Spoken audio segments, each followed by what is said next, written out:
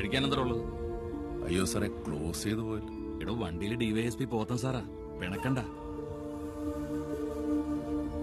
ചപ്പാത്തിയും ചിക്കൻ കറി ഉണ്ടാക്കിത്തരാം, പക്ഷെ കുറച്ച് വെയിറ്റ് ചെയ്യേണ്ടി വരും. ഒന്നും കുഴപ്പമില്ല, ഒരുപാട് ലേറ്റ് ആക്കരുത്. രാധേ, 2 സോഡ എടുക്കുന്നുണ്ട്.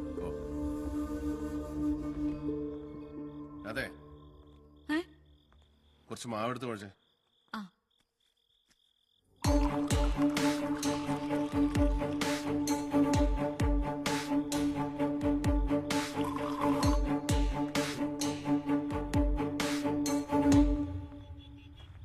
സാറേ, ഫുഡ് റെഡിയാ.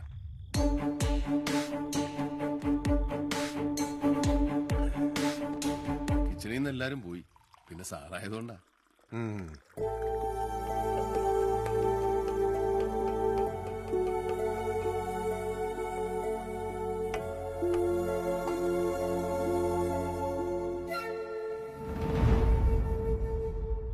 എവിടെയോ കണ്ടിട്ടുണ്ടല്ലോ. എന്റെ ഭാര്യയാണ് സാർ. ഓ, ഒന്ന് നിന്നേ.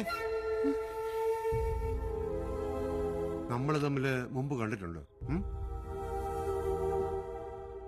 എവിടെയാ നിന്റെ വീട്? ചിറ്റൂര്. ചിറ്റൂര്, പാലക്കാട് ചിറ്റൂര്. അങ്ങനെ വരട്ടെ.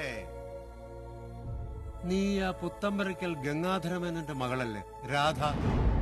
നിന്റെ തന്ത ചത്തോടി. സാറേ, കൊള്ളാമല്ലോടി പെണ്ണേ നിന്റെ ഈ ബിസിനസ്.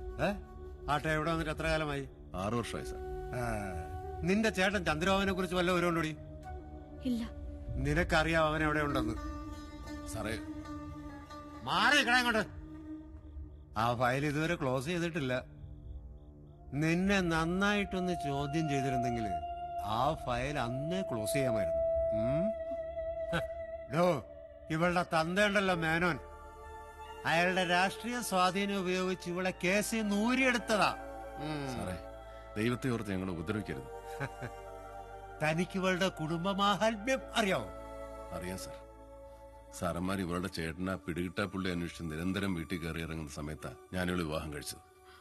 സാറന്മാർ ഇനിയും ഉപദ്രവിച്ചാൽ എനിക്ക് മേലുദ്യോഗസ്ഥന്മാർക്ക് പരാതി കൊടുക്കേണ്ടി വരും. പേടിപ്പിക്കുന്നോടാ. നീ എന്ത് വിളിത്തോന്നാ പറഞ്ഞത്? പറടാ.